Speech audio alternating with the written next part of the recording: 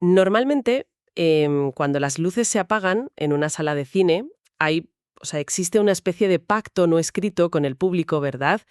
Una promesa de seguridad absoluta. Sí, totalmente. Es como una burbuja. Exacto, una burbuja. Vemos explosiones que iluminan la pantalla, presenciamos tragedias devastadoras, pero sabemos que, bueno, al final del día estamos sentados en una butaca mullida con una caja de palomitas en el regazo. El peligro es solo una ilusión. Claro, la pantalla actúa como un escudo protector.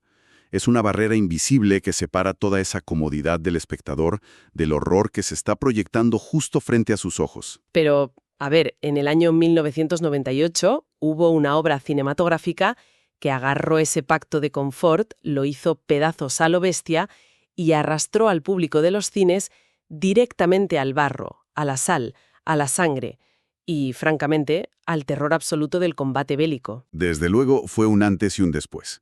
Y por eso, bienvenidos a esta nueva inmersión a fondo, pero antes de meternos de lleno en las trincheras, quiero enviar un saludo inmenso, lleno de entusiasmo, a toda la comunidad del canal de YouTube Podcast de Libros y Pelis, que nos acompaña hoy. Sí, un saludo enorme a todos los que nos escuchan desde ahí. Es un lujo tener a tantos apasionados del cine escuchando.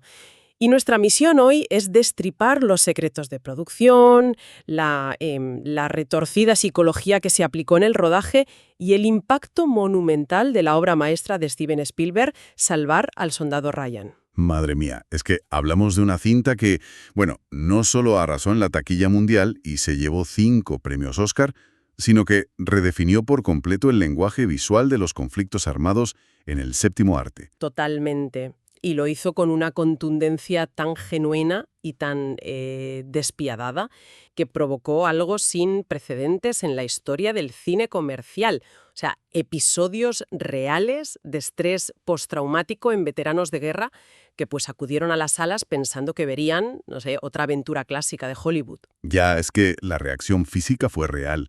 Solo imaginar la magnitud de ese impacto ya es escalofriante. Y para entender cómo se logró romper esa barrera entre la ficción y la reacción del público, creo que el viaje tiene que empezar forzosamente en el primer acto. Buf, esos agónicos 27 minutos iniciales en la playa de Omaha. Esos mismos. Son el corazón técnico de toda la película. Para poder transmitir ese trauma, el equipo de producción tuvo que orquestar una coreografía logística y técnica que sinceramente rozaba la locura. Es que las cifras detrás de esa secuencia son para perder la cabeza. O sea, solo grabar la apertura en la playa costó $12 millones y requirió movilizar a 1.500 extras. 1.500. Una barbaridad logística. Y hay un detalle geográfico que siempre me parece curioso, porque rompe un poco la magia del cine, pero subraya el ingenio de la producción. Y es que no rodaron en Francia. Desplegaron todo este infierno en Irlanda, en la playa Ballinsker, en Curraclow. Claro, la elección de Irlanda fue puramente pragmática. A ver, las playas reales de Normandía están fuertemente protegidas por su valor histórico, lógicamente, y Spielberg necesitaba un lienzo en blanco para destruirlo. Ya, no puedes ir a Omaha a poner explosivos hoy en día. Exacto. La geografía de esa costa irlandesa ofrecía una réplica sorprendentemente exacta de las condiciones que las tropas encontraron allí. La arena, la marea, los acantilados, era el escenario perfecto. Y para dar vida a la escena, bueno, utilizaron a reservistas del ejército irlandés y contactaron con grupos locales de recreación histórica para que interpretaran a las tropas alemanas en los búnkeres. Pero lo que realmente me deja sin palabras de esto. Lo de los extras, ¿verdad? Sí. O sea, lo que demuestra la obsesión de Spielberg por el detalle macabro es el nivel de crudeza física que buscaron. Contrataron a entre 20 y 30 personas que tenían amputaciones reales. Qué fuerte. Les colocaron prótesis diseñadas específicamente para ser voladas por los aires o arrancadas simulando los horrores del fuego de artillería de la forma más gráfica posible. Y sumaron, atención, 40 barriles de sangre falsa para teñir la orilla del mar. Y aunque estos elementos prácticos aportan muchísimo a la inmersión visual, el verdadero secreto de esa secuencia reside en una manipulación puramente óptica. Aquí entramos en la genialidad técnica. Sí, porque el director de fotografía, Janusz Kaminski, tomó decisiones que en cualquier escuela de cine clásica te dirían que son un error garrafal. Por ejemplo, quitar el revestimiento protector de las lentes de las cámaras. A ver, yo he leído sobre esto y mi primer pensamiento fue, pero vamos a ver, acabas de arruinar un equipo de precisión carísimo. Totalmente. O sea, coges unas lentes profesionales impecables y les arrancas la capa protectora. Pero claro, luego lo piensas y tiene todo el sentido visual del mundo. Eso es. Sin esa capa, la luz entra a lo bestia en la lente, rebota por todas partes y te destroza el contraste perfecto. Crea esa especie de neblina constante, esos destellos horribles que ensucian la imagen y la hacen tan real. Lo has descrito a la perfección. Al provocar que la luz rebote internamente de esa forma, la imagen pierde toda esa nitidez artificial de estudio. Además, Kaminsky no se detuvo ahí. Aplicaron un proceso químico durante el revelado del celuloide llamado bleach bypass o salto de blanqueo. Sí, el famoso salto de blanqueo. Exacto. Esto lo que hace es desaturar el color y aumentar enormemente el contraste de las sombras. El objetivo era huir despavoridamente del aspecto del Technicolor. Claro, es que el Technicolor clásico es lo que vemos en las películas antiguas sobre la Segunda Guerra Mundial. Esas donde el cielo es de un azul radiante, la sangre es, no sé, de un rojo súper vibrante y los uniformes lucen inmaculados. Parece un desfile. Total, es un aspecto que glorifica la guerra, que le hace parecer una aventura heroica. Y aquí querían justo lo contrario. Querían el gris agobiante. Eso es, la suciedad, los tonos lavados y opacos que recordaran instintivamente a los documentales y a los noticieros en blanco y negro filmados por los corresponsales de los años 40.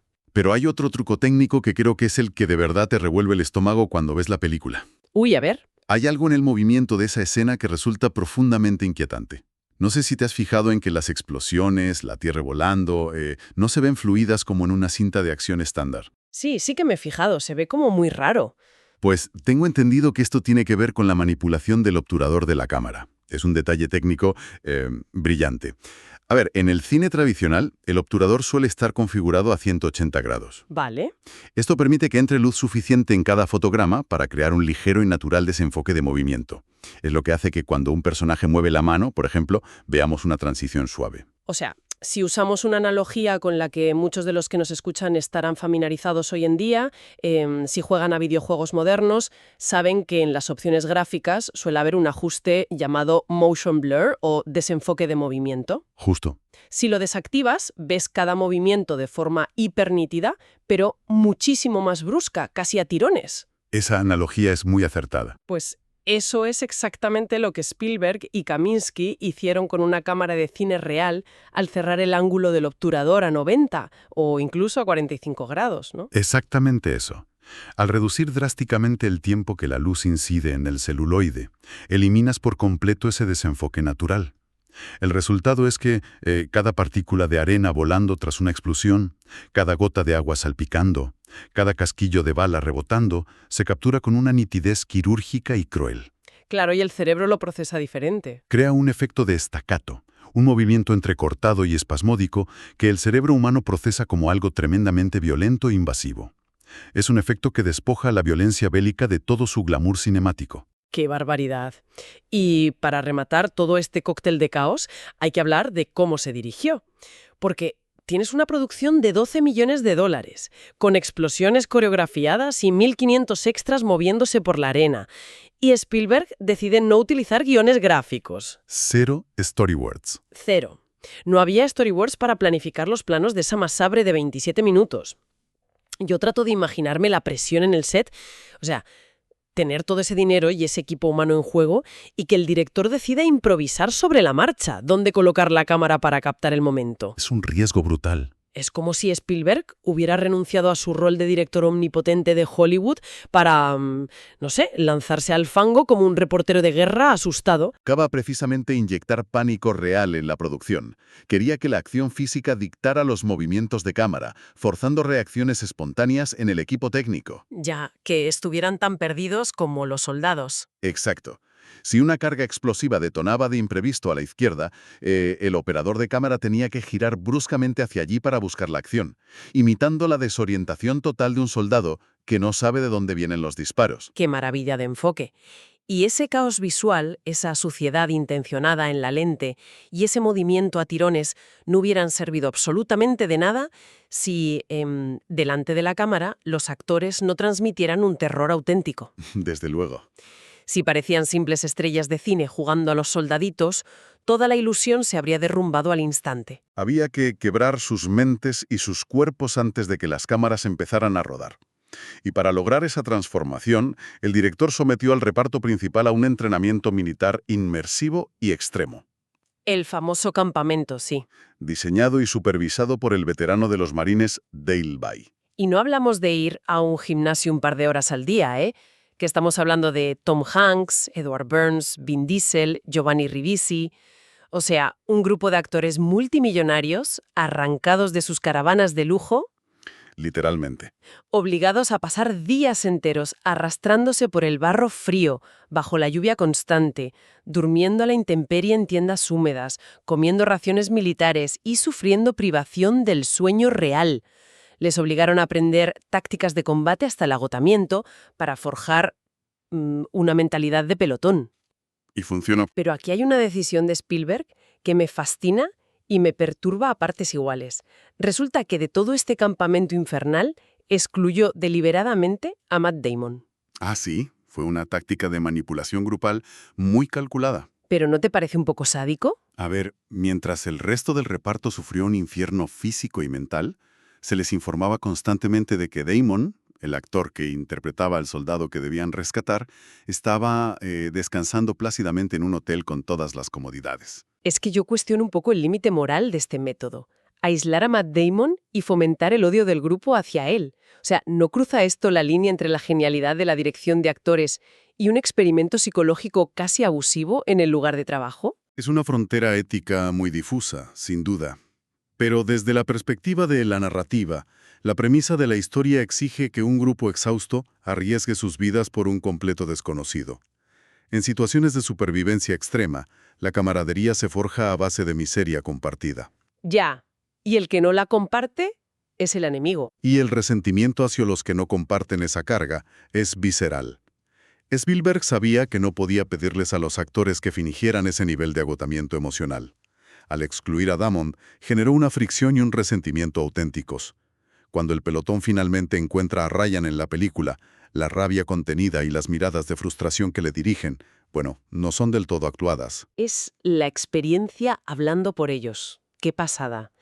Y hay una ironía brutal en la elección de Matt Damon, porque tengo entendido que lo seleccionaron precisamente porque buscaban una cara de americano estándar, un rostro que no fuera demasiado reconocible en ese momento para que el público no se distrajera viendo a una superestrella. Una decisión que el destino se encargó de sabotear por completo, por cierto. De la forma más espectacular posible, porque justo antes del estreno de la cinta bélica, la carrera de Damon despega de forma estratosférica. Gana el Oscar al mejor guión original por El indomable Will Hunting y se convierte en el rostro más famoso de la industria de la noche a la mañana. Fue un giro de los acontecimientos increíble. La idea de tener a un actor anónimo que justificara pasar desapercibido se fue al traste, pero, por suerte, la dinámica tóxica y real que se había forjado con el resto del pelotón sostuvo la credibilidad de las escenas. Y hablando de credibilidad, la interpretación de Tom Hanks como el Capitán Miller es una lección magistral de contención. Y aquí hay que destacar un movimiento inusual que hizo Hanks durante la preproducción. Sin hizo algo que el ego de una estrella de Hollywood rara vez permite, que es pedir que tijeretearan sus propias líneas de diálogo. Exacto. En el guión original, el Capitán Miller tenía un monólogo larguísimo y súper detallado donde por fin se abría emocionalmente con Ryan. Le contaba toda su vida pasada como profesor de literatura en Pensilvania, explicando cómo la guerra le había arrebatado su humanidad. Un discursito muy de Hollywood, ¿no? Hanks leyó eso y sugirió acortarlo severamente. Dijo, no, esto no encaja. Y tiene todo el sentido del mundo. Al final, menos es más. Un hombre destrozado por dentro, que carga con la muerte de sus subordinados, que sufre temblores por el trauma constante, no se lanza a declamar discursos poéticos en medio de una zona de guerra. Exactamente. Esa sequedad, ese pragmatismo al soltar un par de frases sobre su vida antes del frente, refleja mucho mejor el abismo emocional del personaje que 1000 palabras. Muestra un nivel de madurez actoral por parte de Hanks extraordinario. Pero bueno, no todos en el set tenían la situación bajo control. Uy, ¿no? El ambiente en la producción también estaba marcado por tensiones ajenas a la ficción, particularmente con Tom Sizemore, quien interpretó magistralmente al sargento Horvath, la mano derecha del capitán Miller. Las condiciones bajo las que Sizemore trabajó en esta película son de verdad alucinantes. Porque Spielberg sabía de los graves problemas de adicción del actor en ese momento. Le exigió someterse a pruebas de detección de drogas a diario en el set de rodaje. A diario. Y el ultimátum era implacable. Si daba positivo un solo día, una sola vez, estaba despedido en el acto. Y Spielberg se comprometió a volver a rodar todas las escenas de Sizemore con otro actor, costara lo que costara. ¡Qué locura! O sea, tener a Sizemore en el set bajo esas condiciones era como rodar sobre una pista de hielo con neumáticos lisos.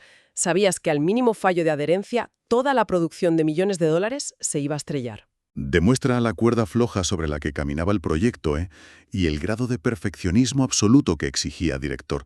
Toda esta tensión, tanto la fabricada en el entrenamiento como la real, servía para sostener esa búsqueda épica en pantalla. Claro. Pero es fundamental que contrastemos el viaje dramático que experimentó la audiencia con, los hechos históricos reales en los que se basó vagamente el guión. Y aquí es donde la magia del cine choca de frente con la sobriedad de la historia.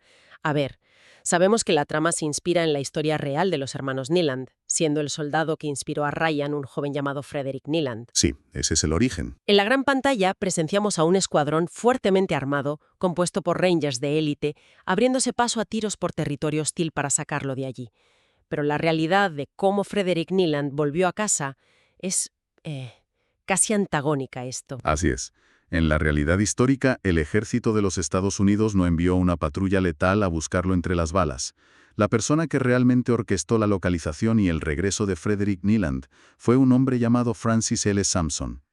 Y esto me vuela la cabeza, la verdad, porque Sampson no era un ranger curtido en 1000 batallas, era un capellán militar. Un ex sacerdote católico que servía como capellán en la legendaria 101 División Aerotransportada, un hombre que saltaba en paracaídas tras las líneas enemigas en la oscuridad de la noche completamente desarmado. Es que es de un valor casi incomprensible. Saltar de un avión sobre un territorio plagado de baterías antiaéreas, sabiendo que si caes frente a una patrulla enemiga no llevas ni siquiera un rifle para defenderte.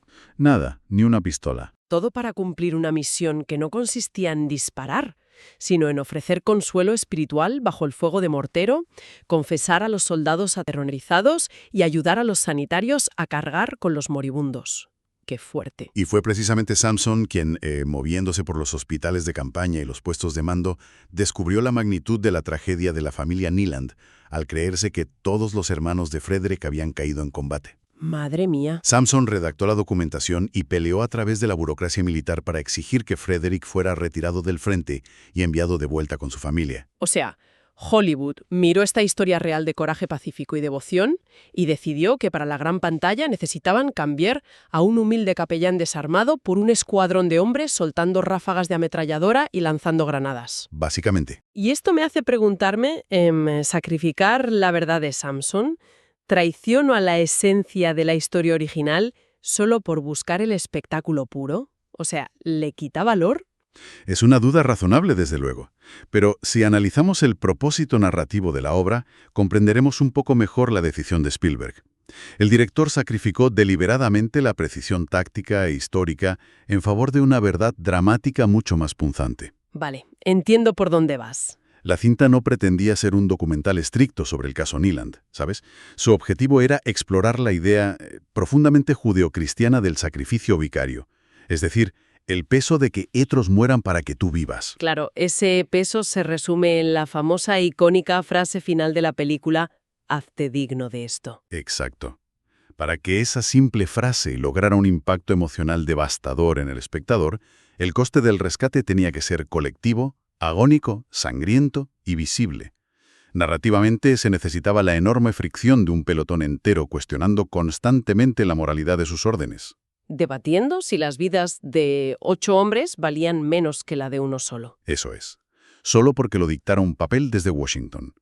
La figura del capellán Sampson, aunque inspiradora y heroica a más no poder, no habría permitido desarrollar ese nivel de conflicto interno en pantalla, ni mostrar el infierno terrenal que estos soldados debían atravesar.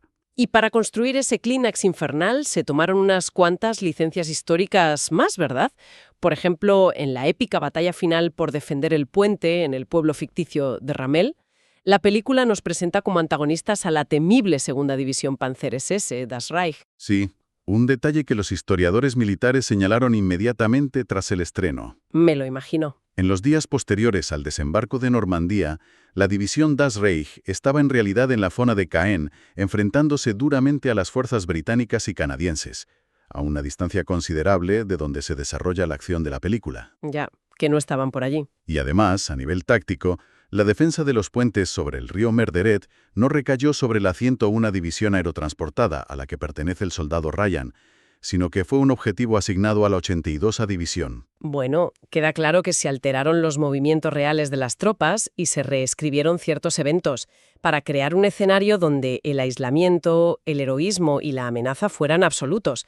Y, sinceramente, esa búsqueda implacable de la verdad emocional funcionó de manera magistral. Sin lugar a dudas. Provocó un impacto sísmico que sacudió los cimientos de la industria, a la crítica especializada y a la sociedad de finales de la década de los 90. Es que las cifras económicas y los reconocimientos avalan ese terremoto cultural. Hablamos de un auténtico fenómeno que recaudó más de 481 millones de dólares a nivel global. ¡Qué barbaridad para la época! Y arrasó en la temporada de premios, con 5 Oscar, coronando a Spielberg como mejor director y reconociendo, cómo no, el trabajo revolucionario de Kaminsky en la fotografía. Aunque sería un pecado hablar de los Oscar de aquel año sin mencionar uno de los mayores giros de guión de la historia de la Academia, su polémica derrota en la categoría principal. Ay, sí. Aún hoy, el hecho de que Salvar al soldado Ryan perdiera el Oscar a Mejor Película frente a Shakespeare in Love es algo que hace que muchos amantes del cine se lleven las manos a la cabeza. Es un debate clásico en la cultura popular, sí. Pero, a ver, la falta de esa estatuilla palidece por completo cuando analizamos la onda expansiva que generó en la sociedad. El nivel de realismo y agresión sensorial fue tan extremo que ocurrió un fenómeno inédito. Veteranos reales de la Segunda Guerra Mundial y también del conflicto de Vietnam descubrieron que no podían soportar el visionado. ¡Qué duro! Abandonaban las butacas en masa, víctimas de ataques de ansiedad. Es que la situación llegó a tal extremo que el Departamento de Asuntos de los Veteranos y diversas organizaciones psicológicas tuvieron que establecer líneas telefónicas de ayuda especiales y emitir comunicados advirtiendo a los excombatientes más vulnerables que evitaran las salas de cine. Así de fuerte fue. Incluso el actor encargado de doblar al alemán a uno de los soldados principales en el estudio de grabación tuvo que abandonar el proyecto, incapaz de continuar, porque la experiencia inmersiva del sonido y la agonía le resultaban psicológicamente insoportables. Es comprensible. Y ese nivel de reacción visceral es lo que originó el intenso y polarizado debate ideológico que rodeó al largometraje. Un debate muy interesante donde la política se mezcla con el análisis cinematográfico. Cuéntame más sobre eso. Pues que figuras clave de la industria leyeron la misma obra y sacaron conclusiones diametralmente opuestas sobre su verdadero mensaje. Hay quienes lo vieron como un alegato pacifista y quienes lo interpretaron como propaganda probélica. Es fascinante pensar cómo una misma cinta puede funcionar como un test de Rorschach ideológico, ¿verdad? A ver, por un lado tenemos a cineastas como Quentin Tarantino, quien alabó fervientemente la película. Tarantino es un gran defensor, sí. Para él, Spielberg logró capturar el horror crudo y desmitificador del frente de batalla. Tarantino citaba a menudo la prolongada y agónica pelea cuerpo a cuchillo que ocurre casi al final de la cinta. Esa escena es dura. Es una escena claustrofóbica, lenta y angustiosa, donde no hay heroísmo, Solo dos hombres luchando torpemente por respirar. Tarantino argumentaba que mostrar lo asqueroso, traumático y difícil que es arrancar una vida humana es el mayor alegato antibelicista imaginable, porque despoja el combate de cualquier rastro de romanticismo. Claro, pero en el extremo diametralmente opuesto encontramos críticas feroces de otros grandes directores como Oliver Stone, y hay que repasar también su punto de vista para entender el cuadro completo. ¿Y qué decía Stone? Pues el argumento de Stone no negaba el virtuosismo técnico, pero señalaba que, más allá del gore y la brutalidad, la estructura narrativa subyacente de la película seguía vendiendo el mito de la guerra buena. Ah, entiendo. Según estos otros análisis, al justificar todo ese horror bajo el manto de un propósito moral incuestionable, La película ensalzaba el culto al sacrificio militar estadounidense. Para las voces con esta perspectiva, la cinta funcionó sutilmente como una herramienta que preparó psicológicamente al público para aceptar intervenciones armadas futuras, afirmando que allanó el terreno emocional para conflictos como la posterior invasión de Irak. Madre mía. Es una dualidad que, francamente, invita a reflexionar. O sea, ¿cómo se reconcilian estas dos visiones? Que una película pueda ser abrazada como el mensaje pacifista definitivo y a la vez acusada de ser una sofisticada propaganda para el militarismo. Esa dualidad nace de la compleja cuerda floja por la que camina la obra. A ver, a nivel visual te castiga incesantemente. Te muestra que la guerra es una carnicería insoportable y caótica. Sí. Pero a nivel narrativo, envuelve esa pesadilla en temas de hermandad, deber ineludible y una causa moralmente impecable. Te grita que la guerra es un infierno, sí, pero simultáneamente te consuela diciendo que descender a ese infierno está plenamente justificado si los motivos son nobles. Qué buen análisis. Y tal vez por esa compleja contradicción emocional, la película sigue resonando con una fuerza brutal casi 30 años después. Porque no deja a nadie indiferente. Imposible salir indiferente desde el lodo. Para resumir esta inversión a fondo, Salvar al soldado Ryan trasciende la etiqueta de película de acción. Es un hito cultural que partió la historia del cine bélico en un antes y un después, y que alteró irreversiblemente nuestra memoria colectiva sobre uno de los episodios más oscuros del siglo XX. Ha sido un inmenso placer contar con todos los seguidores del podcast de Libros y Pelis para acompañarnos en esta travesía al corazón del cine. Ha sido una exploración fascinante, la verdad, sobre la capacidad del arte para replicar el trauma humano y al mismo tiempo su intento desesperado por encontrar un ápice de sentido en medio de la barbarie absoluta. Y antes de apagar los micrófonos, me gustaría dejar a toda la comunidad que nos escucha con una reflexión de cara al futuro. Hoy hemos analizado cómo los avances técnicos de lentes alteradas, obturadores recortados y un diseño de sonido minucioso lograron en 1998 algo impensable: provocar estrés postraumático clínico en espectadores sentados en una sala de cine tradicional. Sí, algo inaudito. Pues bien, teniendo en cuenta el auge inminente de la realidad virtual, los motores gráficos fotorrealistas y las experiencias de inmersión total, donde el marco físico de la pantalla, desaparece por completo. Uy, ¿a dónde vas a llegar? Llegar al punto en el que recrear la historia de forma audiovisual sea sencillamente demasiado real para ser catalogado como entretenimiento. Cuando desaparezca por fin la barrera protectora de la butaca, ¿querremos realmente experimentar los horrores del pasado en nuestra propia piel? Ahí queda eso. Hasta la próxima.